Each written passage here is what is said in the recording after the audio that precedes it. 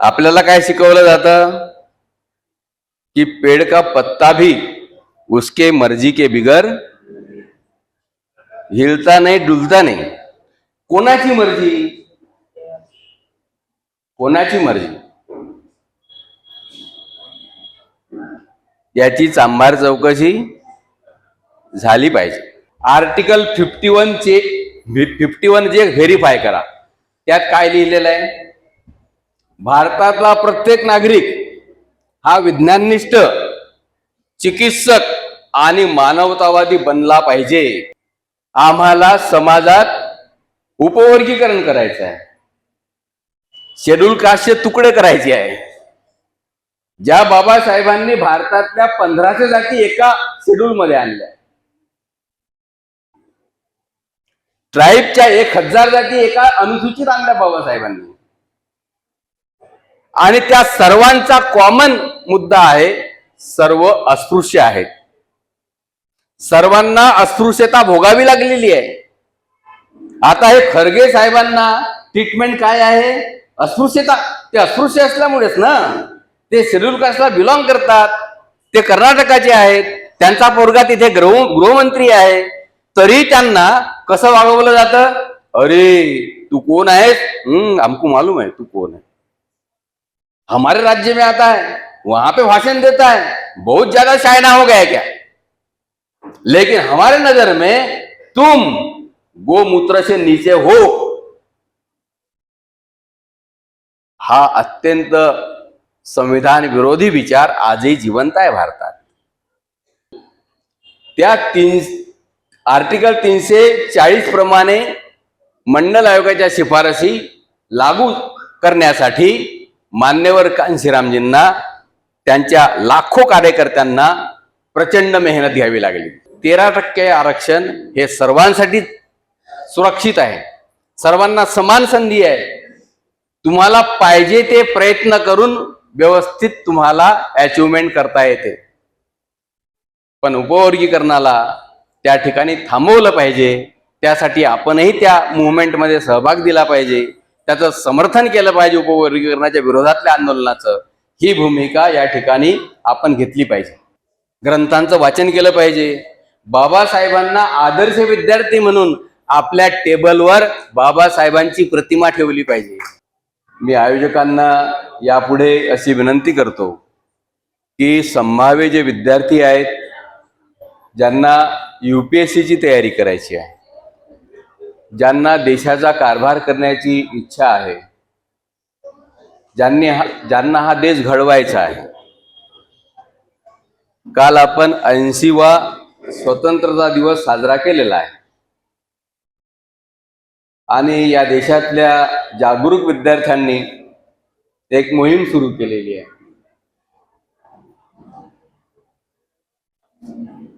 या देशातल्या शाळांची स्थिती काय आहे, सरकारी शाळांची स्थिती कशी आहे? आता निंभोरे साहेबांना माहिती आहे की बहुतेक शाळा ह्या CEO च्या अधिपत्याखाली चालतात आणि CEO हा IAS अधिकारी असतो. हा चंबरच्या बाहेर निघतो का? ACच्या कमऱ्यामधून बाहेर निघतो का? आपल्या जिल्ह्यामध्ये पंचायत समिती, जिल्हा परिषदेच्या जेवढ्या शाळा आहेत, त्या शाळांमध्ये शिकणारे जे गोरगरिबांचे पोर आहेत, ते ज्या रोडनं येतात ते रोड कसे आहेत? त्या रोडवर खड्डे आहेत का? ज्या माझ्या नियंत्रणाखाली शाळा संचालित होत आहेत, अनुदानित आहेत, सरकारचं नियंत्रण आहे आणि सरकारचा प्रतिनिधी हा IAS आहे,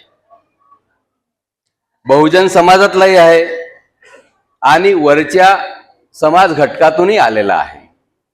त्या IASनी सर्वसामान्य जनतेची नाळ जोडली का? तो त्या गरीब पोरांचं दुःख पाहून राहिला का चंबरमधून? त्यानं आपल्या चंबरमध्ये CCTV कॅमेरे लावलेले का? की माझ्या अखत्यारीत ज्या काही हजारो शाळा आहेत, त्या शाळांमध्ये येणाऱ्या रस्त्यांवर विद्यार्थ्यांचे काय हाल होत आहेत? त्या क्लासरूम मध्ये गळती आहे का? बेंचेस आहे का? त्या शाळांमध्ये शिकवणारे शिक्षक सफिशियंट आहेत का? की एकच शिक्षक 4 वर्गांना शिकवून राहिला? अत्यंत दुःखदायक प्रसंग, 80 वर्षे स्वतंत्र होऊन या देशामध्ये या लहान लेकरांचे हाल कोणीही पाहायला तयार नाही. डॉक्टर बाबासाहेब आंबेडकरांनी हा विचार दिला समाजाला की मोक्याच्या जागा काबीज करा. मोक्याच्या जागा का काबीज करा?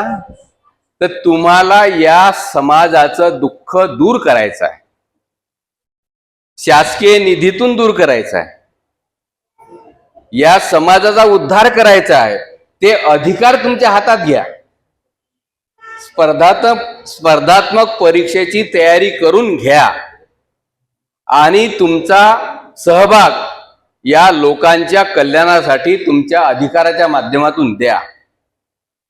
जर आपण ह्या सगळ्या IAS अधिकाऱ्यांचं गेल्या 80 वर्षातलं कामाचं मूल्यमापन केलं तर विद्यार्थ्यांनाच सांगायचं की यांची वर्गवारी करा, आता यांचं समीक्षण करा यांच्या कामाचं, आणि मार्क्स द्या यांना की यांनी आपली ड्युटी बरोबर केली का. आपल्या चंबरच्या बाहेर किती IAS बाहेर पडले. गोर गरीब लोक 7 किलोमीटरवरून पाणी आणतात उन्हाळ्यात. पाण्याची समस्या का दूर नाही झाली? बजेट बनवणारे कोण आहेत? मंत्रिमंडळाच्या समोर आपल्या मागण्या ठेवणारे कोण आहेत? सेक्रेटरी पदावर IAS अधिकारी असतात. या देशाचा कारभार चालविणारे 500च्या वर अधिकारी आहेत. सगळ्या मंत्रालयाचा कारभार पाहणारे IAS अधिकारी आहेत. आता विद्यार्थ्यांना ठरवू द्या की भारतातल्या IAS अधिकाऱ्यांनी या देशासाठी काय केलं 80 वर्षात. विद्यार्थ्यांनाच मार्किंग करू द्या, यांना किती मार्क्स द्यायचे यांच्या कामावर. बंधूंनो, मी आयोजकांना विनंती करतो की निंभोरे साहेबांपाशी जे ज्ञान आहे, जो अनुभव आहे, तो या पालकांच्या घरी जे मुलं सध्या ग्रॅज्युएशनच्या शेवटच्या वर्षाला आहेत किंवा प्रथम वर्षाला आहेत, ज्यांना वाटतं की मी IAS झालो पाहिजे, IPS झालो पाहिजे, IAS झालो पाहिजे, IFS झालं पाहिजे, जेवढ्या काही केंद्रातल्या मोठ्या पदाच्या नोकऱ्या आहेत, या नोकऱ्यांवर मला जायचं आहे, तर आतापासून तयारी करायची असं निंभोरे साहेबांनी आपल्याला मार्गदर्शन केलेलं आहे. तर माझी विनंती आयोजकांना अशी आहे की हा कार्यक्रम संपल्यानंतर त्यांची तारीख घ्या, निंभोरे साहेबांची वेळ घ्या त्यांचा, आणि त्यांच्या समोर सिलेक्टेड 50 विद्यार्थी बसवा ज्यांना IAS आणि IPS व्हायचं आहे. आणि मग ते त्यांच्यापाशी जे ज्ञान आहे, ह्या परीक्षा कशा क्रॅक करायच्या, पूर्वतयारी कशी करायची, कोणत्या विषयांची आपण कोणते पुस्तकं रेफर करायचे, आणि पहिल्या प्रयत्नात नाही दुसऱ्या प्रयत्नात किंवा तिसऱ्या प्रयत्नात आपल्याला ती परीक्षा क्वालिफाय करायची आहे. अशा प्रकारचं प्रेरणादायी मार्गदर्शन निंभोरे साहेबांच्या माध्यमातून विद्यार्थ्यांना मिळणार आहे. त्यासाठी त्यांची वेळ घेऊन त्यांचा एक प्रबोधनाचा मार्गदर्शनाचा कार्यक्रम हे सत्र संपल्यानंतर त्यांच्या सोयीप्रमाणे 1 महिन्याच्या आत आपण तो कार्यक्रम लावावा, जेणेकरून त्यांचं मार्गदर्शन विद्यार्थ्यांना सखोल पद्धतीनं मिळेल.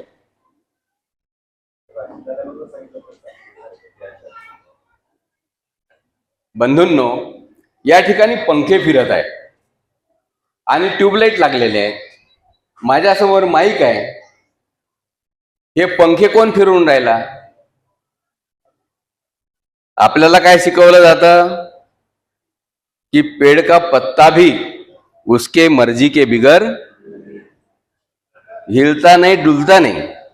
कोणाची मर्जी? कोणाची मर्जी? याची चांभार चौकशी झाली पाहिजे. कोणाची मर्जी? आता हे पंखे फिरत आहेत, ट्यूबलाईट प्रकाशित आहेत, कोणचं तंत्रज्ञान आहे की नॉन स्टॉप पंखे आपलं काम करून राहिले? नॉन स्टॉप हा माईक सर्व वक्त्यांचा आवाज शेवटच्या माणसापर्यंत पोहोचवत आहे. कुठलं तंत्रज्ञान आहे? आपल्यापाशी मोबाईल आहे. मोबाईल असा एकही व्यक्ती नसेल. आता मध्यंतरी एक आकडेवारी आली होती, भारतामध्ये मोबाईल विक्री प्रचंड प्रमाणात वाढलेली आहे. एका एका घरात किती मोबाईल असतील? जेवढे सदस्य आहेत प्रत्येकापाशी मोबाईल. आणि मोबाईल हे असं मशीन आहे, हे कोणी तयार केलं असेल हे मोबाईलचं तंत्रज्ञान, मोबाईलचं मशीन कोणी तयार केलंय? कोणत्या रिकाम्या जागा ने तयार केलं? माणसानंच तयार केलं. पण तो माणूस कोण आहे? हायली क्वालिफाईड आहे. तो तंत्रज्ञ आहे, तो टेक्नोक्रॅट आहे, तो सायंटिस्ट आहे. ज्याला त्याचं नॉलेज आहे, त्याने ते तंत्रज्ञान शोधलं. व्हॉट्सअप ॲप कोणी शोधलं? मानवनिर्मित आहे. ईमेल कोणी शोधलं? हे तंत्रज्ञान. ईमेल म्हणजे आज तुम्हाला एखादा मेसेज पाठवायचा आहे तर अमेरिकेत विदिन अ सेकंड चालला जातो. कोणाला क्रेडिट जातं? हे सायंटिस्टला जातं ना. 2-3 वर्षापूर्वी एक आजार आला होता जगात. त्या आजाराचं नाव काय होतं? कोरोना. आता कोरोना काळामध्ये जगातले चर्चेस बंद होते का? होते. गुरुद्वारा बंद होते का? होते. मस्जिदी बंद होत्या का? होत्या. मंदिरं चालू होते का? नव्हते. किती वर्ष बंद होते? सगळे कडी कुलप कोण लावले होते? सरकारी आदेशाने. अंडरलाईन काय? आदेश कोणाचा होता? सरकारचा, त्या देशातल्या सरकारचा. आणि भारतातही आदेश निघाले होते की हे सगळे बंद करा. कोणी ऑब्जेक्शन घेतलं का सरकारवर? काऊन बंद करून राहिले? आमच्या धार्मिक भावना दुखावून राहिल्या, काऊन बंद करून राहिले? आम्ही पूजापाठ कुठं करायचा? लोकांनी ऑब्जेक्शन घेतलं होतं का? नाही. सरकारी आदेश होता. आणि सरकारला आदेश का काढावा लागला? लोकांचे जीव वाचले पाहिजे, लोक एकमेकांच्या संपर्कात आले नाही पाहिजे. कारण की संसर्गजन्य तो व्हायरस होता आणि जगामध्ये लाखो लोक मेले. पण त्या प्रोटोकॉल प्रमाणे इंटरनॅशनल हेल्थ ऑर्गनायझेशन च्या प्रोटोकॉल प्रमाणे जी ट्रीटमेंट दिली आजारी लोकांना, तेव्हा अनेक लाखो नाही कोट्यावधी लोकांचे जीव वाचले. मग लसीकरण आलं. लसीकरणानंतर सर्टिफिकेट आले. सर्टिफिकेट दाखवल्याशिवाय तुम्हाला कोणत्या मॉलमध्ये एंट्री नव्हती. होती का? नाही. हा मोठा भक्त माणूस आहे, याला येऊ द्या. हा सायंटिस्ट आहे, याला येऊ द्या. हा शिक्षक आहे, येऊ द्या. आजीबाई आहे, येऊ द्या. सर्वांसाठी नियम सारखा होता. आता जेव्हा टेस्ट करायचे तेव्हा ऑक्सिमीटर नावाचं यंत्र वैज्ञानिकांनी शोधलं. ऑक्सिमीटर. आणि ते कुठे लावायचे? आपल्यापैकी किती लोक कोरोनाच्या संपर्कात आले होते? एक ऑक्सिमीटर मशीन पाहिलं होतं ना तुम्ही? लावायचे ना ते, आणि त्याच्यावर त्या स्क्रीनवर दिसायचे 88. अरे मोठी भयंकर परिस्थिती आहे म्हणे, याची गंभीर आहे म्हणे. 88च आहे, 87 आणि 98 जोपर्यंत येत नाही तोपर्यंत काही खरं नाही त्या पेशंट. मोजणारं काय होतं? मशीन. त्या मशीनचं नाव काय होतं? ऑक्सिमीटर. कोणी शोधलं? वैज्ञानिकांनी. आता आपल्या घरी अशांती निर्माण झाली असं आपल्याला कळतं. वास्तू शांती होते का भारतात? किती लोकांचे घर नवीन बनलेले आहेत आणि पती पत्नीने निर्णय घेतला वास्तू शांती करायची आहे. तुम्ही हात नका वर करू, गरज नाही. कारण की भारतीय संविधानाने आपल्याला अधिकार दिलाय. आपल्या मर्जीप्रमाणे आपण पूजा करू शकतो, प्रार्थना करू शकतो, भक्ती करू शकतो. आपण आपल्या मर्जीचे मालक आहोत. त्या सगळ्या भावना आपल्याला जपण्याचं मूलभूत स्वातंत्र्य भारतीय संविधानाने दिलेलं आहे. फक्त भारतीय संविधानाने आपले फंडामेंटल ड्युटी दिलेली आहे. आर्टिकल 51 जे भारतीय संविधानाचं, जर तुमच्याकडे ते पुस्तक भारतीय संविधान असेल तर घरी गेल्यानंतर आर्टिकल 51 जे व्हेरीफाय करा. त्यात काय लिहिलेलं आहे? भारतातला प्रत्येक नागरिक हा विज्ञाननिष्ठ, चिकित्सक आणि मानवतावादी बनला पाहिजे. काय काय बनलं पाहिजे त्यानं? विज्ञाननिष्ठ, चिकित्सक आणि मानवतावादी. ह्या 3 तत्वांचा मेळ त्या नागरिकाच्या मनामध्ये, त्याच्या जीवनामध्ये आला पाहिजे. फक्त पुरुषाच्या मनात आला पाहिजे का तो विचार? नाही. त्याची पत्नी, जोडीदार, ती फार महत्वाची आहे पार्टनर. ती जर घाबरणारी असेल तर नाही. म्हणजे या जगाचं कल्याण वैज्ञानिकांनी केलंय, धर्मगुरूंनी केलं का? हा विद्यार्थ्यांना प्रश्न विचारा की या जगामध्ये जे काही बदल झालेत, परिवर्तन आलं, हे धर्मगुरूंमुळे आलं की वैज्ञानिकांमुळे आलं? तर तुम्ही एकमताने सांगाल की वैज्ञानिकांनी जाग पाहिली नाही, वैज्ञानिकांनी धर्म पाहिला नाही, वैज्ञानिकांनी भाषा नाही पाहिली, वैज्ञानिकांनी कुठलाही प्रांत, देश नाही पाहिला. सर्वांनी जगाचा उद्धार झाला पाहिजे ह्या अत्यंत उदात्त ध्येयाने शोध लावले, मार्गदर्शन केलं, अनेक प्रयोग केले. न्यूटननं प्रयोग केले, एडिसननं प्रयोग केले, आणि लुई पाश्चरचं नाव माहित असेल आपल्याला. हा चांभार समाज लुई पाश्चर. कुत्रा डसल्यानंतर, पागल झालेली मांजर डसल्यानंतर माणसं पहिले मरायचे, उपचार नव्हता. पण या लुई पाश्चरनी जगात पागल झालेले जे जनावर आहेत, पागल झालेला माणूस सुद्धा विषारी असतो, यांचा जीव वाचवणारी लस शोधली लुई पाश्चरने, आणि तो आहे फ्रान्सचा, आणि तो चांभार जातीचा होता. म्हणजे या चांभार जातीमध्ये जन्माला आलेला लुई पाश्चर जगातल्या लोकांवर उपकार करतो की नाही?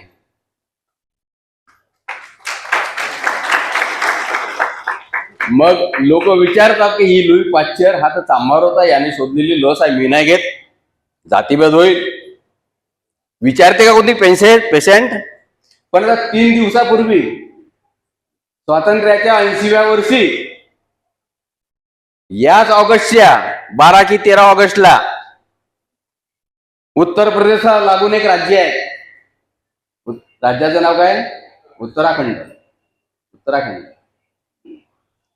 काँग्रेस पार्टीचे नॅशनल प्रेसिडेंट, काय नाव त्यांचं? खरगे साहेब. ते एका सभेला गेले. सभेला जाण्याचा आणि विचार व्यक्त करण्याचा मूलभूत हक्क भारतीय संविधानाने दिलेला आहे. खरगे साहेब गरीब नाही, माजी केंद्रीय मंत्री आहेत आणि एका राष्ट्रीय पक्षाचे आज नॅशनल प्रेसिडेंट आहेत. ते त्या सभेला गेले, सभेला मार्गदर्शन केलं, दिल्लीला परतले. परतल्यानंतर त्या जागेला गोमूत्राने आणि गंगाजलाने पवित्र केल्याच्या बातम्या आल्या. महिना कोणता आहे? ऑगस्ट. वर्ष कोणतं? 2026. स्वातंत्र्य मिळून किती वर्ष झाले? 80 वर्ष. म्हणजे गोमूत्राने ती जागा पवित्र करते, म्हणजे संविधानाचा किती मोठा अपमान आहे. संविधानात समानता आहे, बंधुता आहे, न्याय आहे, स्वातंत्र्य आहे. मग हा विचार कोणता आहे की तिथं गोमूत्र टाका आणि जागा अपवित्र करा? आता ही जागा पवित्र झाली की अपवित्र झाली मोजणार मशीन दाखवा. मशीन दाखवा ना. मशीन पाहिजे की नाही? ही जागा अपवित्र झाली, दाखवा तिथे स्क्रीनवर किती अपवित्र झाली. आणि त्यानंतर गोमूत्र शिंपल्यानंतर पवित्र झाली, दाखव मशीन मध्ये. हा विज्ञानवाद आर्टिकल 51 जे आपल्याला अधिकार देते, ड्युटी देते, हा विज्ञानवाद समाजात पोहोचला का? प्रश्न विचारणारा समाज तयार झाला का? नाही झाला. जबाबदारी कोणाची होती? शासन करणाऱ्यांची होती.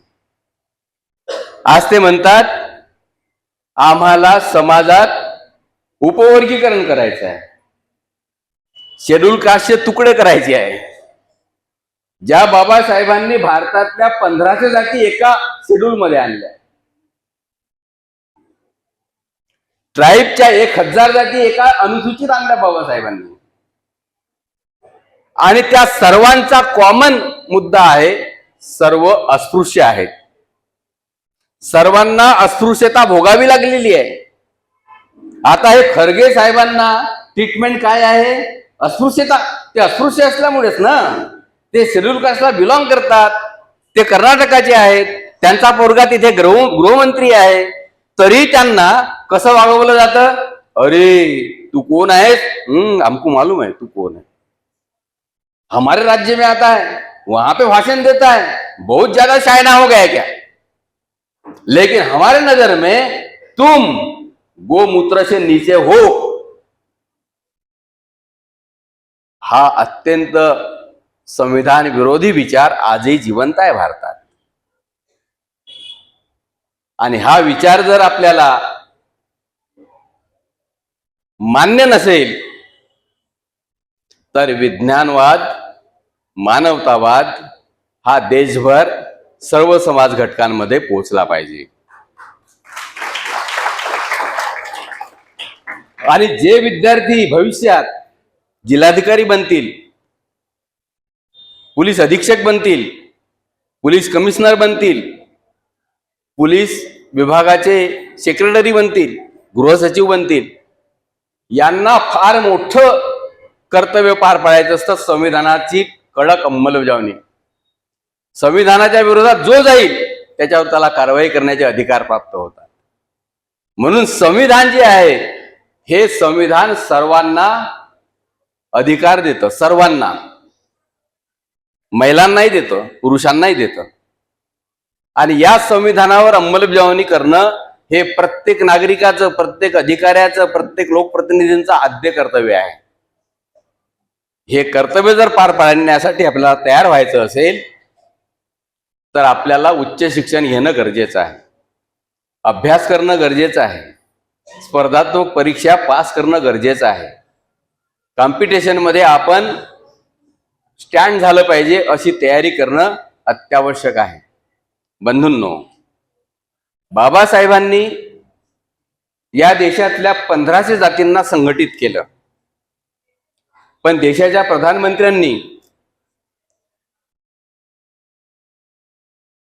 आपल्या आंध्र प्रदेशला लागून असणारं जे नवीन राज्य आहे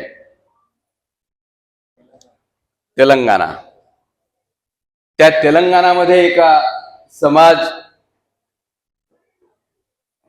सामाजिक कार्य करणाऱ्या एका कृष्णा नावाच्या व्यक्तीला आश्वासन दिलं की कृष्णा तू मेरा नेता है. तेव्हाचे वर्तमानपत्रांमधले हेडलाईन्स पहा. प्रधानमंत्री म्हणाले होते की कृष्णा तुम मेरा नेता हो और तुम्हारा जो उपवर्गीकरण की जो डिमांड है मैं मानने के लिए तैयार हूं, मैं मानता हूं. बंधूंनो, जर सुप्रीम कोर्टाने 1 ऑगस्ट 2024 रोजी उपवर्गीकरण राज्यांना करता येईल, राज्य सरकार हे करू शकतं, पण अधिकृत आकडेवारी तुम्हाला घ्यावी लागेल, बॅकलॉग किती आहे त्याची माहिती घ्यावी लागेल, सरकारी आकडे तुम्हाला जनतेला सांगावे लागतील की हे समाज घटक मागे राहिले, आणि त्यानंतर तुम्हाला पुढची कारवाई करता येईल. अभ्यासकांचं असं म्हणणं आहे, कायदा तज्ञांचं, की आर्टिकल 341, आर्टिकल 342, आर्टिकल 340, बाबासाहेबांनी ही तिन्ही आर्टिकल, पहिल्या नंबरवर महात्मा फुलेंचा जो ओबीसी समाज आहे, जो या देशात 3743 जातींमध्ये विभागलेला आहे, त्यांचा सामाजिक आणि शैक्षणिक दर्जा तपासणारा आयोग नेमावा अशी तरतूद आर्टिकल 340 मध्ये आहे. म्हणजे बाबासाहेबांनी आभार कोणाचे मानले? ते आर्टिकल 340 समाविष्ट करून ओबीसी समाजाचे, आपल्या महापुरुषांचे, महात्मा फुलेंचे आभार मानले आणि शाहू महाराजांचे आभार मानले. 340 कलम 3743 जातींच्या भल्यासाठी उद्धारासाठी त्यामध्ये अंतर्भूत केलं. त्यावर आधारित मंडल आयोग त्या ठिकाणी नेमण्यात आला. त्याच्या अगोदर काका कालेलकर आयोग नेमण्यात आला होता. परंतु त्या आर्टिकल 340 प्रमाणे मंडल आयोगाच्या शिफारसी लागू करण्यासाठी मान्यवर कांशीरामजींना त्यांच्या लाखो कार्यकर्त्यांना प्रचंड मेहनत घ्यावी लागली, दबाव तयार करावा लागला.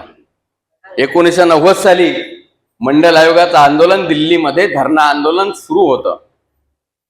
त्या आंदोलनामध्ये मी पण सामील होतो. 1990 साली बहुजन संघटक नावाचं जे हिंदी साप्ताहिक आहे त्या साप्ताहिकाचा कार्यकारी संपादक म्हणून मी कार्यरत होतो त्या ठिकाणी. आणि आम्ही पाहिलं त्या ठिकाणी की ओबीसी समाजामध्ये जागृती नसल्यामुळे हे आमच्या भल्याच साठी हा आयोग आहे, या शिफारशी आम्हाला कल्याण मिळवून देणारे आहे, हे ओबीसी समाजाला माहीत नव्हतं. त्यामध्ये शेड्यूल कास्टचे लोक आघाडीवर होते, शेड्यूल ट्राईबचे लोक आघाडीवर होते. त्यांनी मंडल आयोगासाठी प्रचंड संघर्ष केला आणि दबाव तयार केला आणि राजा विश्वनाथ प्रताप सिंगजीला मंडल आयोगाची एक शिफारस लागू करण्यासाठी बाध्य केलं. पण त्या शिफारशीप्रमाणे अंमलबजावणी झाली नाही. आजही ओबीसी समाजाचे कलेक्टर किती आहेत, कमिशनर किती आहेत? जर सरकार आकडेवारी देत नाही, सरकार जातीवर आधारित जनगणना करायला तयार नाही. आताही पहिला जो टप्पा सुरू आहे जनगणनेचा 2027च्या, ते डिसेंबर पासून देणार आहेत म्हणे, जातीचा कॉलम भरणार आहे. खात्री नाही देणार आहेत की नाही देणार. पण प्रायमरी स्वरूपाची जी आहे त्यांनी माहिती गोळा केली जनगणनेमध्ये, जातीचा कॉलम नाहीये. 341व्या कलमात शेड्यूल कास्टच्या साठी तरतुदी आहे. या देशातल्या 15% लोकांसाठी, भारतातल्या 15% लोकांसाठी. आज भारताची लोकसंख्या 140 कोटीच्या वर आहे. या 140 कोटी मध्ये हे 15% किती होतील? कोट्यावधीच्या संख्येत आहे. शेड्यूल ट्राईब साठी आर्टिकल 342 आहे. ह्या 3 आर्टिकल प्रमाणे 85% लोकांच्या भल्यासाठी या तरतुदी बाबासाहेबांनी अंतर्भूत केल्या. आणि ज्या भारतातल्या 50% महिला आहेत त्या महिलांना समानतेची भूमिका, त्यांना सगळ्या प्रकारची समानता मिळावी, काम करणाऱ्या महिलांना पुरुषासारखाच पगार मिळावा. आज मॅडम आहेत, प्राध्यापिका मॅडम आहेत, टीचर मॅडम आहेत, अधिकारी मॅडम आहेत सरकारी, त्यांचा पगार त्यांच्या ऑफिसमध्ये त्यांच्या बरोबरीनं काम करणारा जो पुरुष कर्मचारी आहे त्याच्यासारखाच आहे. एक पैसा इकडे नाही तिकडे नाही, सारखा पगार आहे. ही समानता भारतीय संविधानाने स्थापन केली भारतात आणि त्याचं श्रेय बाबासाहेबांना. बंधूंनो, हे विद्यार्थी भारताचा भविष्य काळ आहे. ते शिक्षक बनेल, प्राध्यापक बनतील, प्राचार्य बनतील, जज बनतील, एक्झिक्युटिव्ह इंजिनियर बनतील, डॉक्टर बनतील. असं एकही फील्ड नाही जिथे ते जाणार नाहीत. पण जिथे जाणार तुम्ही, दी बेस्ट परफॉर्मन्स आपल्याला द्यायचा आहे. कुठेही जा, दी बेस्ट. अंबोरे साहेबांनी तुकाराम साहेबांचं उदाहरण दिलंय. तुकाराम साहेब कोण आहेत? महाराष्ट्रात लोकप्रिय तुकाराम महाराज.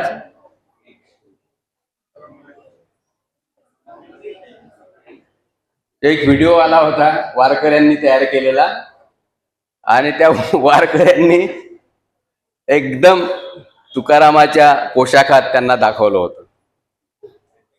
त्यांना फेटा घालून दिला, टिळा लावला आणि हे म्हणे खरेखुरे तुकाराम आहेत.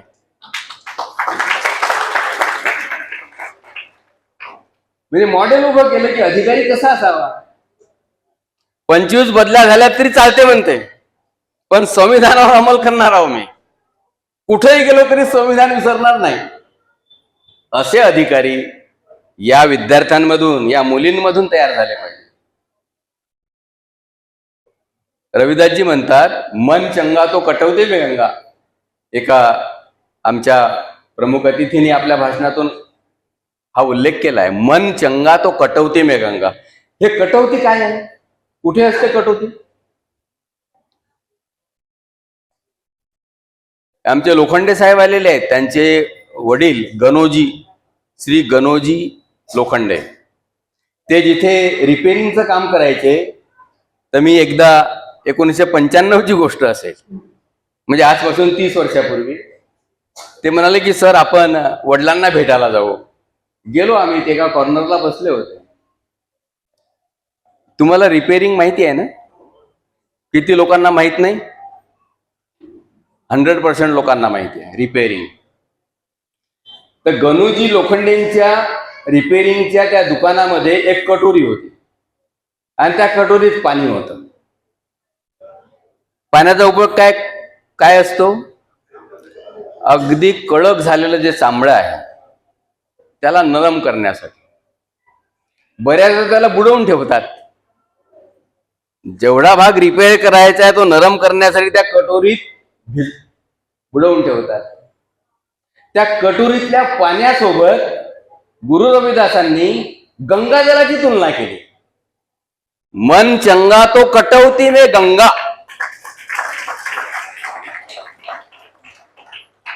कमी बंड झालं का? हे कमी विद्रोह झाला का? आणि ते गंगा नदीच्या काठावर राहून वाराणसीला, काशी बनारसला मनही पूजा मनही धूप, म्हणजे माणसाचं जे मन आहे त्या मनात जसे विचार असतील तसा तो ऍक्शन करते. किती लोकांचे कधी खिसे कापण्यात आले? कोणाला अनुभव आहे खिसे कापून घेण्याचा? किती लोकांचे जेब कटलेले आहेत? महासचिवांची बॅगच चोरली एका चोरानं. त्याच्या मनात विचार होता की मेरे को चोरी करनी है आज.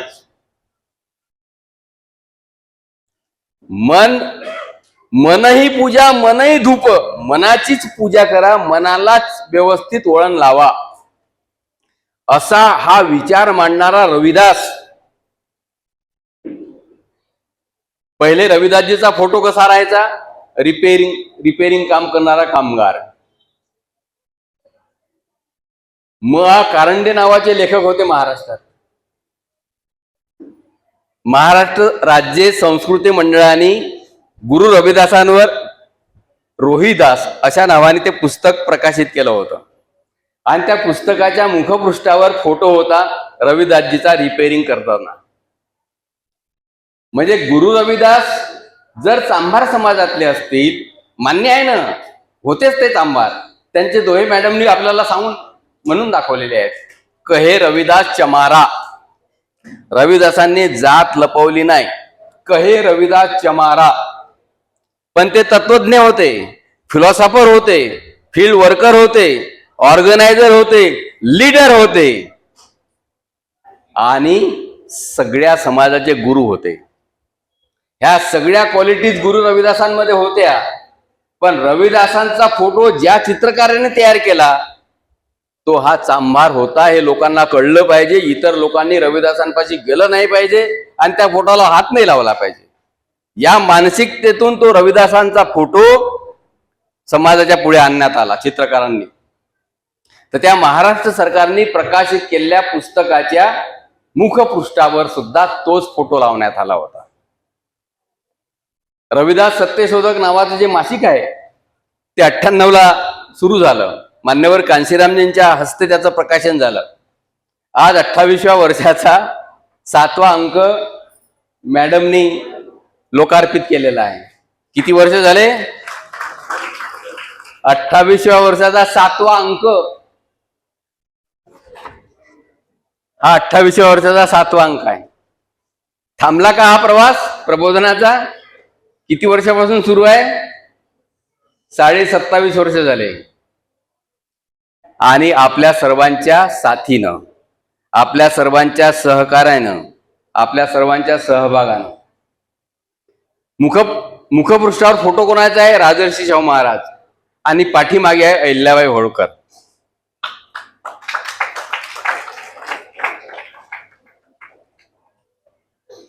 चांभार समाजाच्या बाबतीत असं म्हटलेलं आहे की हा जोडणारा समाज आहे.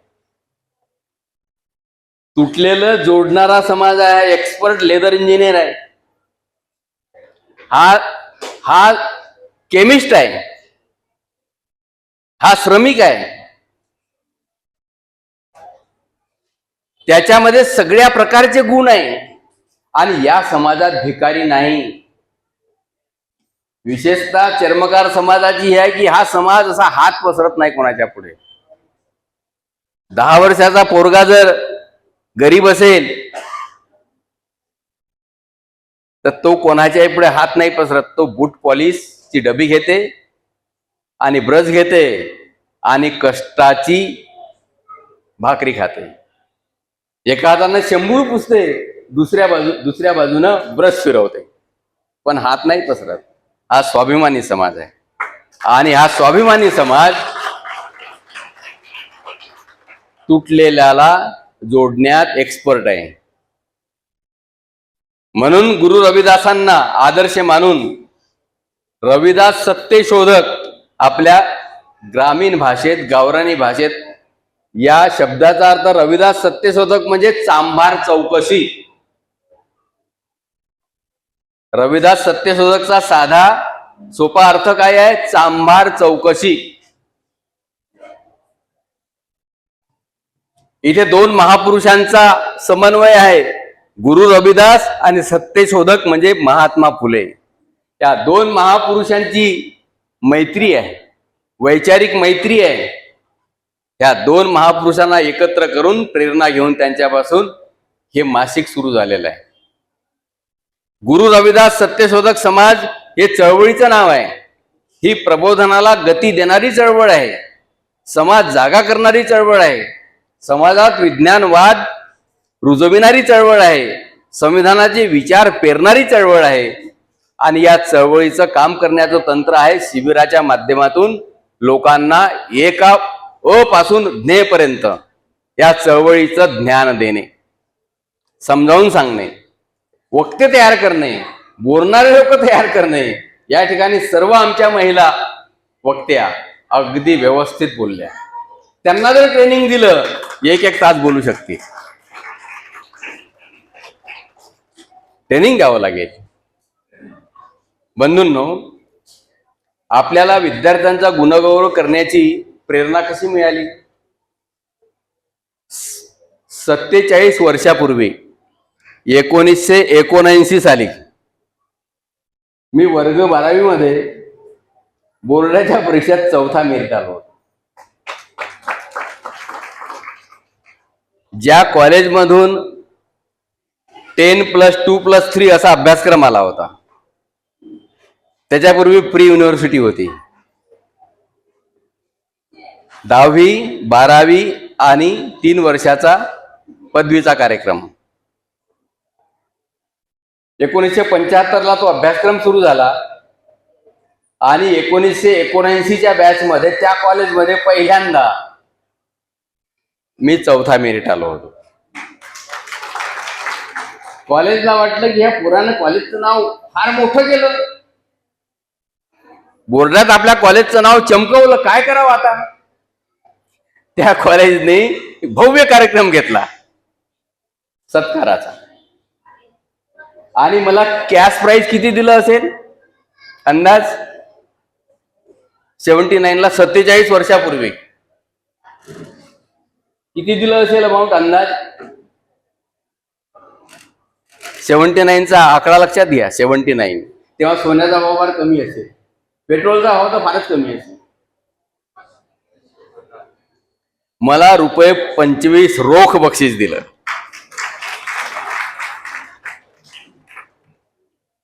पण त्या सत्कार सोहळ्याचा फोटो माझ्यापाशी नाही, कारण की आयोजकांनी दिलाच नाही मला. मग बीकॉमला 6वा मेरिट आलो, त्याही कॉलेजने सत्कार केला. M.Com ला 4था मेरिट आलो. त्या कॉलेजमध्ये सत्काराचं आयोजन झालं नाही काही अडचणींमुळे. असे सत्कार सोहळे मी स्वतः अनुभवले. आणि मग आम्ही असा विचार केला की मला सत्काराचं आकर्षण नव्हतं, मी अभ्यास केला. शासकीय संत चोखाबळा हॉस्टेलचा माझी विद्यार्थी आहे, सरकारी हॉस्टेलचा विद्यार्थी आहे. आणि त्या हॉस्टेलमध्ये राहून मी एकच ध्येय ठेवलं की आपल्याला ही सुवर्ण संधी भेटलेली आहे, या सुवर्ण संधीचा पूर्ण लाभ घ्यायचा, बढिया अभ्यास करायचा. आणि त्या अभ्यासाचं फळ मिळालं, आउटपुट मिळालं. कल्पना नसतानाही किंवा मी मेरिट मध्ये येईल ध्यानीमनी नव्हते माझ्या. रामकृष्ण मठ आपल्या औरंगाबादला पण असेल, संभाजीनगरला रामकृष्ण मठाची शाखा, नागपूरला रामकृष्ण मठ आहे. 1961 साली तो स्थापन झाला. स्थापन कोणी केला असेल? बेलूर मठाने. बेलूर मठाची स्थापना कोणी केली? स्वामी विवेकानंदांनी. स्वामी विवेकानंद कोण आहे? फार मोठे विचारवंत आहे. या विवेकानंदांनी भारताचं भ्रमण केलं 12 वर्ष. त्यांनी भारत पाहिला, केरळपर्यंत गेले, तामिळनाडू, महाराष्ट्र सगळीकडे फिरले. त्यांनी काय पाहिलं? भारत गरीब आहे, भारत अज्ञानी आहे. या अज्ञानी समाजाला एक वर्ग शिकवायला तयार नाही. तो आजही ही भावना आहे की यांना शिकवायचं नाही. आमचा धर्म सांगतो की यांना शिकवणं म्हणजे पाप आहे. हे सगळं विवेकानंदांनी आपल्या आठवणीमध्ये लिहून ठेवलं आहे की भारत कसा आहे, निरक्षरांचा देश आहे, अंधश्रद्धेत गुरफटलेला आहे. आणि एक वर्ग यांच्यावर मानसिक गुलामी लादायला आतुर आहे. तो त्या गुलामीतून यांना सोडवायला तयार नाही. स्पष्ट शब्दात त्यांनी म्हटलेलं आहे की हे एक असे लोक आहेत या देशात जे या बहुसंख्य लोकांना शिकवायला तयार नाही, त्यांच्या बाजूने नाही. म्हणून त्यांनी बेलूर मठाची स्थापना केली. त्यांनी विद्यालयांची स्थापना केली कलकत्त्यामध्ये. आणि पूर्ण भारतात आणि जगात असे काही मठ तयार केले जे हायली क्वालिफाईड जे संन्यासी आहेत, MSc PhD झालेले, ते त्यांच्याच वेशभूषेत शिकवतात प्रोफेसर म्हणून. त्यांना प्रेरणा कुठून मिळाली? नालंदा विद्यापीठ. नालंदा विद्यापीठ कुठे होतं? बिहारमध्ये. 10,000 विद्यार्थ्यांचं ते विद्यापीठ होतं. 6,000 प्रोफेसर होते. 7 मजली इमारत ह्या पुस्तकं ठेवण्यासाठी होत्या, ग्रंथालय. भारत तेव्हा सुजलाम आणि सुफलाम होता. सर्व फील्डमध्ये तो जगामध्ये सर्वात पुढे होता. नालंदा विद्यापीठाची ख्याती तेवढी होती. विवेकानंदांना माहिती होतं की नालंदा विद्यापीठात भिक्खू शिकवतात, तिथं कुलगुरू भिक्खू आहेत, बुद्धाला मानणारे, हायली क्वालिफाईड आहेत, विचारवंत आहेत, वैज्ञानिक आहेत, सायंटिस्ट आहेत. म्हणजे अशा प्रकारच्या क्लासरूम नालंदा विद्यापीठात होत्या की माईक नसतानाही 5,000 विद्यार्थ्यांच्या सभागृहामध्ये शेवटच्या श्रोत्यापर्यंत आवाज जात होता. असं इकोसिस्टीम त्या काळात होती. लाईट नव्हते तरी खिडक्यांमधून प्रकाश यायचा त्या बिलकुल ब्लॅकबोर्डवर. असं स्ट्रक्चर होतं, आर्किटेक्ट होतं. आणि म्हणून तेव्हाची जी गौतम बुद्धाच्या प्रेरणेतून तयार झालेली शिल्पकला इंग्रजांनाही घ्यावीशी वाटली. राष्ट्रपती भवन बघा, राष्ट्रपती भवनचा घुमट बघा आणि सांचीचा स्तूप बघा. स्ट्रक्चर कसं आहे? बुद्धिस्ट स्ट्रक्चर वापरलेलं आहे. आणि सम्राट अशोकाच्या काळातलं बांधकाम कुठेही भेग गेली नाही. आजही किती वर्ष झाले? 2600 वर्ष झाले. भेगा का जातात रोडला भारतात? हजारो कोटी रुपये खर्च करतात, हजारो कोटी, पण रोडला भेगा का पडतात? काय कारण असेल? हे स्लॅब गळते का भारतात लवकरच? काय कारण आहे? तुम्हाला माहित आहे काय कारण?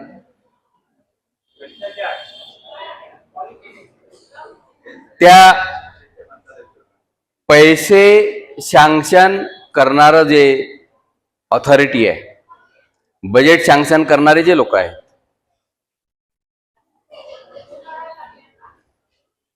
त्या अमाउंट मध्ये हिस्से मागतात लोक.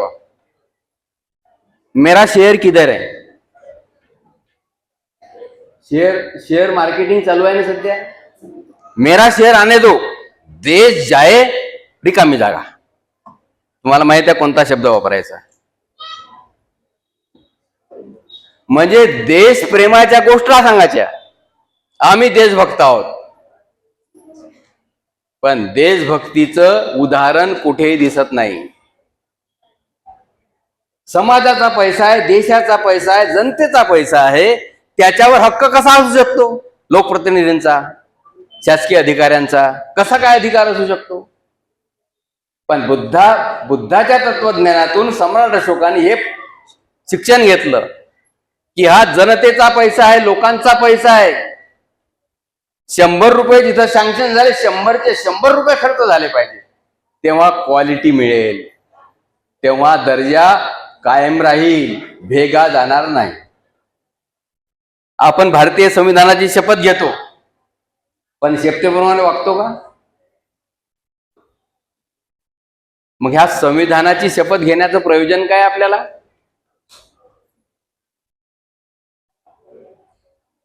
राष्ट्रपती शपथ घेतात, प्रधानमंत्री घेतात, लोकसभेचे अध्यक्ष घेतात, विधानसभेचे अध्यक्ष घेतात. इव्हन की निवडणुकीचा फॉर्म भरल्यानंतर जो उमेदवार असतो त्यालाही शपथ घ्यावी लागते. तो मनातल्या मनात हा संकल्प घेतो, लेना पड़ता है, ले रहा हूं, लेकिन मैं मेरे मर्जी का मालिक को क्या करना है मेरे. आणि मनाची मर्जी चालू आहे म्हणून देशातल्या रोडला भेगा पडत आहेत, स्लॅब पडत आहे खाली, आणि पोरं गुदमरून राहिले, रोड तयार नाही आहे. संविधानाची शपथ आहे पण अंमलबजावणी नाही. बंधूंनो, जे विद्यार्थी भविष्यामध्ये आपल्याला या ठिकाणी घडवायचे आहेत, त्यांना प्रेरणा द्यायची आहे, तर ते अशा प्रकारचे त्यांच्या मनामध्ये विचार असले पाहिजे की हा जो बजेट आहे, या बजेटमध्ये जी प्रोव्हिजन आहे, जे बजेट सँक्शन आहे, 100% आम्ही खर्च करू. आम्ही शेअर मागणार नाही, तो देशद्रोह आहे. हा विचार त्या अधिकाऱ्यांच्या मनात ज्या दिवशी पक्का होईल, कोणत्याही रोडला भेग पडणार नाही. हे सगळं भावी पिढीच्या हातात आहे, उदाहरण घालून देण्यासाठी, प्रात्यक्षिक करण्यासाठी, प्रॅक्टिकल करण्यासाठी. आपण प्लॉट विकत घेतो, समाजातले लोक प्लॉट विकत घेतात. प्लॉटची रजिस्ट्री करताना आपण एखाद्या भविष्य सांगणाऱ्या व्यक्तीकडे जातो का? रजिस्ट्री करू का आज?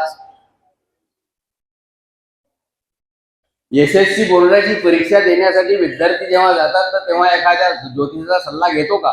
फिजिक्सचा पेपर आहे, जाऊ का आज? आज गणिताचा पेपर आहे, जाऊ का? घेते का ज्योतिषाचा सल्ला? नाही. पण घर बांधल्यानंतर, गृहप्रवेश करताना, वास्तुशांती करण्यासाठी सल्ला कोणाचा घेण्यासाठी लोक जातात? एकटा जातो का तो? दोघही चाक भरकन प्रवास सुरू करतात. चला तारीख घ्या म्हणते. त्या भविष्यामध्ये या सगळ्या लोकांनी हा विचार करायला पाहिजे की भारतीय संविधानाच्या आर्टिकल 51 जे प्रमाणे आपल्याला फंडामेंटल ड्युटी सोपवली आहे भारतीय संविधानाने, की इथं विज्ञान आलं पाहिजे, सुधारणा आली पाहिजे, चिकित्सा आली पाहिजे आणि मानवता आली पाहिजे. आता हा तुम्ही जरूर आपल्या नातलगांकडे जर गृहशांती होत असेल तर त्यांना घरी बोलवा, किंवा पत्रिका घेऊन आले तर त्यांना विचारा की मशीन आहे का म्हणा तुमच्यापाशी, की या खोलीत अशांती आहे, त्या किचन मध्ये अशांती तयार झाली आहे, बेडरूम मध्ये भयंकर अशांती आहे, आणि ते शांत करायचं आहे, मशीन दाखवा.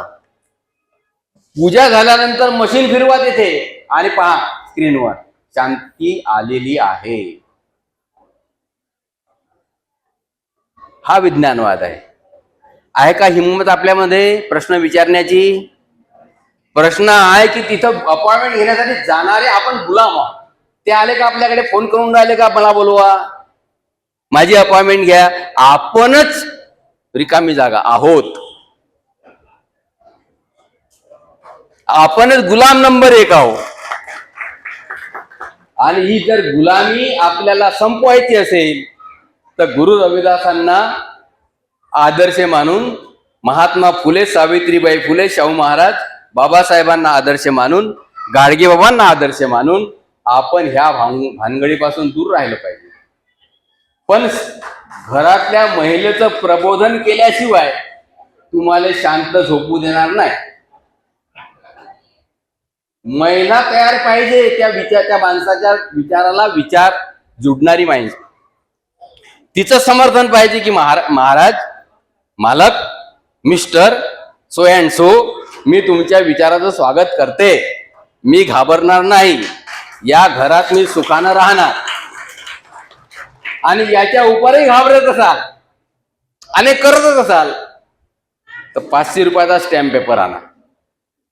आणि जो तुम्हाला शांती झाली, या घराची, या वास्तूची शांती झाली, त्याच्यापासून तुम्ही ऍफिडेविट करून घ्या की शांती आम्ही केली, तुला दक्षिणा दिली, पण आमच्या घरात का भांडण झालं तर जबाबदार तुले पकड.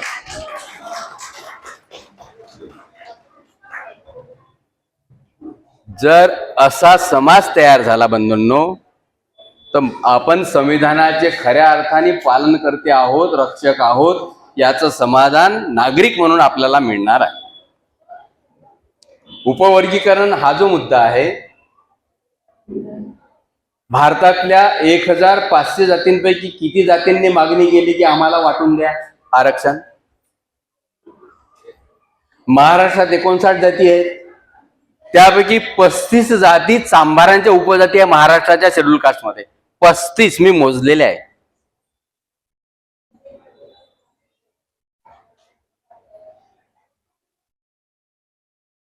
जर उपवर्गीकरण करण्याची ज्यांची मागणी असेल, एकच समाज असेल, पण 58 समाज जर म्हणत असतील की आम्हाला उपवर्गीकरण नको आहे, तर आपण लोकांनी देखील 58 जातींचं समर्थन केलं पाहिजे. म्हणजे उपवर्गीकरण आम्हाला नको आहे ही भूमिका घेतली पाहिजे.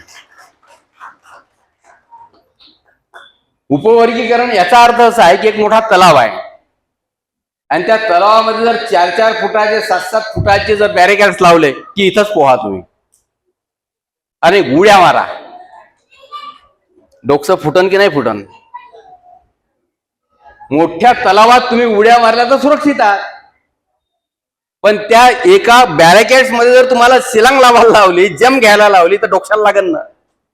पोहायला जागाच नाही आहे ना, स्पेस पाहिजे की नाही?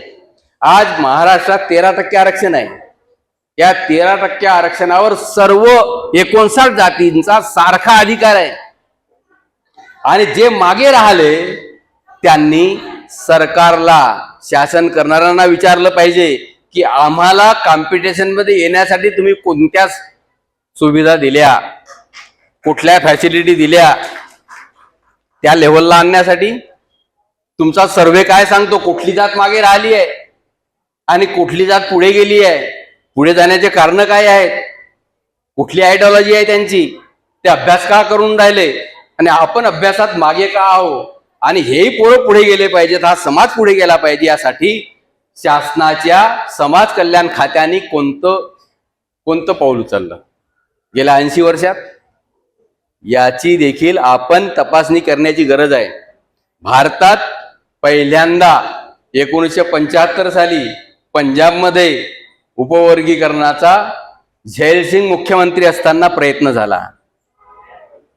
म्हणजे तिथला जो मजहबी शीख आहे, वाल्मिकी समाज आहे,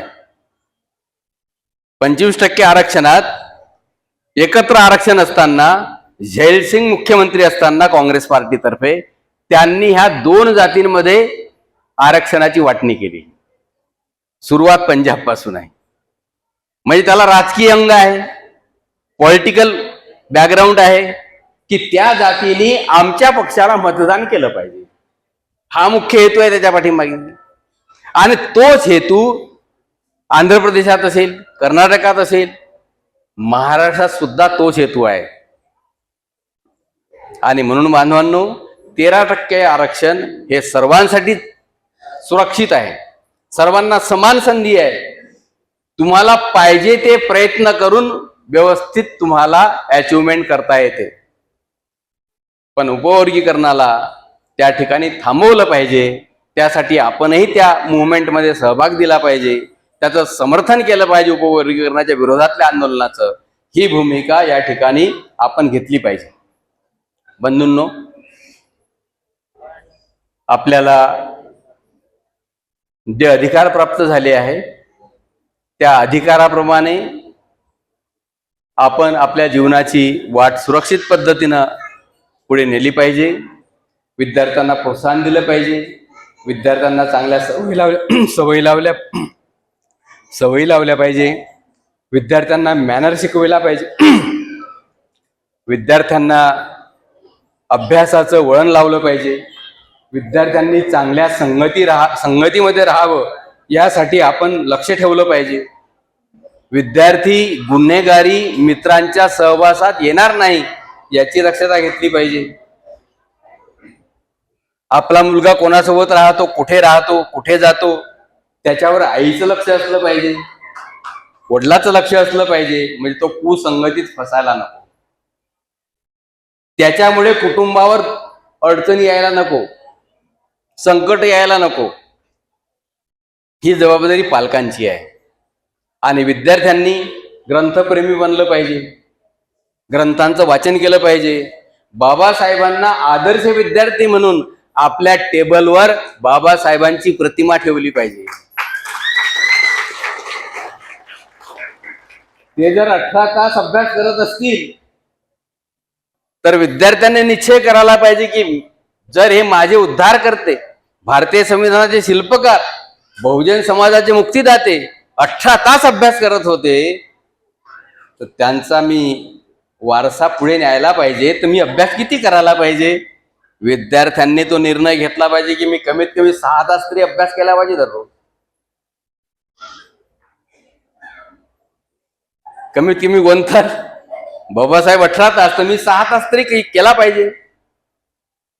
तेव्हा बाबासाहेबांच्या पावलावर पाऊल आपण टाकत आहोत आणि त्यांचा वारसा सुरक्षित पद्धतीने पुढे नेत आहोत. याचं एक समाधान पालकांनाही मिळेल, विद्यार्थ्यांनाही मिळेल. आज ॲमेझॉनच्या माध्यमातून अनेक मार्केट साईट आहेत. जेवढे काही कॉम्पिटिटिव्ह परीक्षेला पूरक असणारे पुस्तकं आहेत, हे पुस्तकं सहजपणे उपलब्ध आहेत. आज हे पुस्तकं विद्यार्थ्यांना उपलब्ध करून देणं पालकांचं काम आहे. सायंटिस्ट लोकांचे चरित्र विद्यार्थ्यांच्या साठी आपण बोलावून दिले पाहिजे. भारतातले आणि जगातले सायंटिस्ट जे आहेत त्यांचं कंट्रीब्युशन काय आहे. विमानाचा शोध कोण लावला? राईट बंधू. तुम्ही बंगलोरला बऱ्याचदा गेले असाल. बंगलोरला एक सायन्स म्युझियम आहे. इथील आपण सायन्स म्युझियमला व्हिजिट दिलीच असेल. तिथं पेट्रोल इंजिनही आहे, डिझेल इंजिनही आहे. टेलिफोनची पहिली एडिशन काय आहे आणि स्मार्टफोन काय आहे त्याचा प्रवास पहा. म्हणजे विज्ञानात जेवढे काही शोध लागले ते सगळे त्या सायन्स म्युझियम मध्ये पाहायला मिळतात. म्हणून विद्यार्थ्यांना आपल्या सायंटिफिक अप्रोच कसा त्यांच्यात डेव्हलप होईल, प्रश्न विचारणारे विद्यार्थी कसे तयार होतील आणि हिम्मत करणारे, डेअरिंग करणारे विद्यार्थी कसे तयार होतील आणि त्यांच्यात नैतिकता कशी येईल, ते नीतिमत्ता धारण कसे करतील आणि कुटुंबाचं नाव रोशन कसे करतील, यासाठी पालकांनी स्पेशल गायडन्स आपल्या मुलांना दिलं पाहिजे. ही पालक म्हणून आपली जबाबदारी आहे. मोठे बनल्यानंतर त्यांनी कर्तबगारी दाखवायला पाहिजे, शिखरावर जायला पाहिजे. ही आपली जशी अपेक्षा आहे ती अपेक्षा आपण पूर्ण केली पाहिजे. आणि शेवटचा मुद्दा जो आपल्याला मी सांगितला पाहिजे, बंधूंनो, आपण भारताचे नागरिक आहोत. आता SIR झालेला आहे. SIR झालेला आहे. SIR करताना निवडणूक आयोगाने स्पेशल दक्षता घेतली आहे का? जाहिरातबाजी केली का? होर्डिंग्स लावले का? लाऊडस्पीकरनी सांगितलं का गल्ली गल्लीमध्ये फिरून की तुम्ही आता जे काही आम्ही मतदार यादीची पुनर्रचना करणार आहोत, पुनर्मांडणी करणार आहोत, त्याच्यात तुमचे नावं आले पाहिजेत. तुम्ही दक्ष राहा आणि मुदतीच्या आत त्या फॉर्मला सबमिट करा सह्या करून. जाहिरात झाली, काय कारण?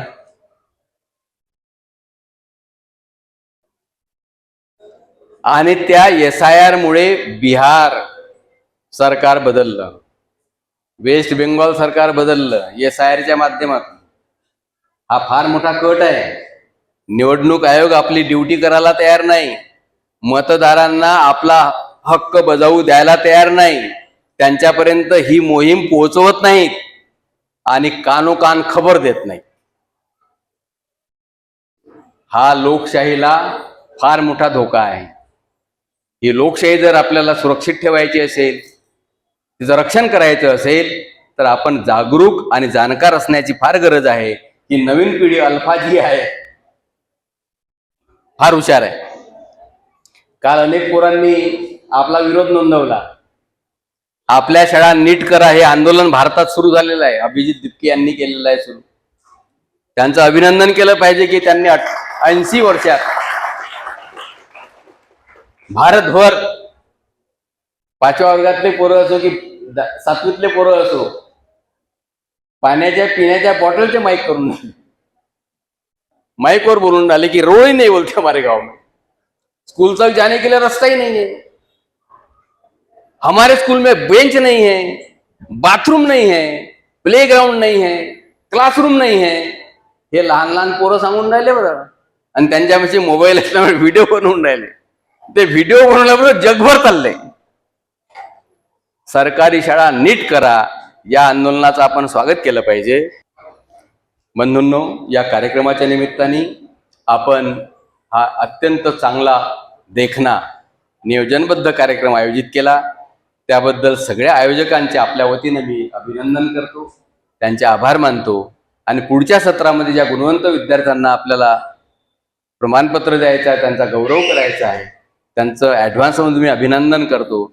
आणि जे सेवानिवृत्त कर्मचारी आहेत त्यांना शुभेच्छा संदेश देताना एवढंच मला सांगायचं आहे की आपल्यापाशी जे नॉलेज आहे, आपल्यापाशी जो अनुभव आहे, हा समाजात वाटा, समाजाला द्या, समाजाला शहाणे करा, समाजाला योग्य मार्ग दाखवा.